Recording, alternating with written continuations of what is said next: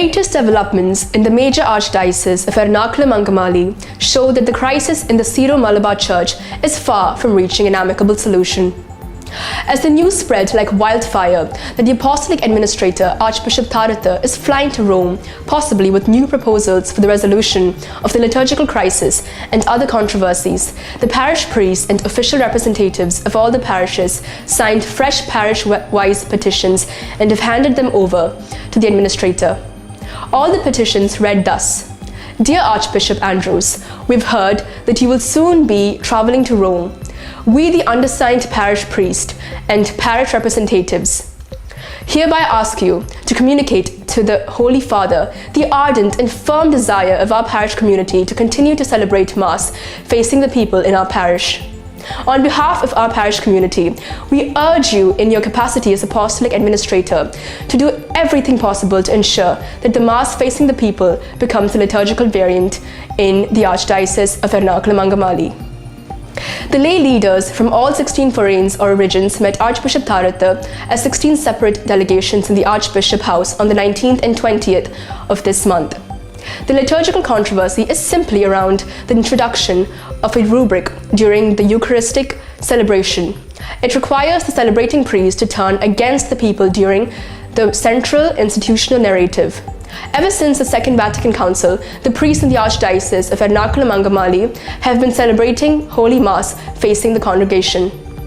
The practice was introduced by the former prelate of the Archdiocese, Cardinal Joseph Parakattal, who not only attended the greatest ecumenical council in the history of the Catholic Church, but also imbibed its finest spirit of ecclesial and liturgical renewal. The faithful are now asking, when the Pope himself and the whole Latin Church and even the so-called Chaldean Mother Church itself celebrate Holy Mass facing the congregation, and when the same has been a fruitful practice for the last 6 decades, why does the Synod enforce this regressive step on us simply in the name of restoring tradition? One of the leading priests said, "Our church is far from being Syrian. Our church was originally founded by Apostle Saint Thomas. The Syrian church came here much later in the 5th century and imposed their liturgical practices. It's a pity that now our own synodal bishops want to impose such archaic practices on us.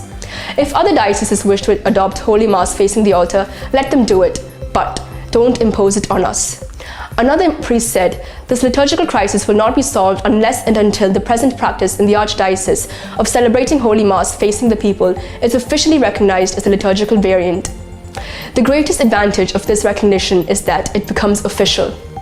Anyone, including bishops, who come from outside to celebrate Holy Mass in this Archdiocese will feel absolutely comfortable to celebrate the official synodal form of Holy Mass." One of the lay leaders, Mr. Vigilant John from Kalamassery, resisting enforcement of the rubric, noted with sadness, "The Archdiocese has been in turmoil since the last 5 years. The present liturgical controversy started some 20 months ago. We have never been invited for a dialogue. Not even once our leaders are called to have a compromise talk to diffuse the crisis. When the whole church under Pope Francis is discussing dialogue, synodality, and walking together, our bishops, sad to say, continue such autocratic ways. We are never given our own bishops. Even the bishops who come here, as they start loving and caring for us, they're either removed or made to resign without a reason to tell the public. The present step of submitting fresh petitions to the Administrator with copies to the Holy Father, the Dicastery for the Eastern Churches, the State Secretary of the Vatican, and the Nunciature in India is the last desperate move by the faithful in the Archdiocese. In the videos going viral in the social media, lay leaders who come in foreign groups are seen pleading with the Administrator to listen to them. Some are seen warning that they will never allow priests in their parishes to celebrate Mass facing the wall.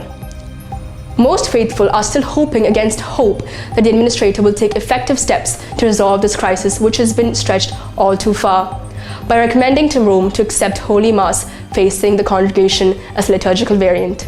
Thank you.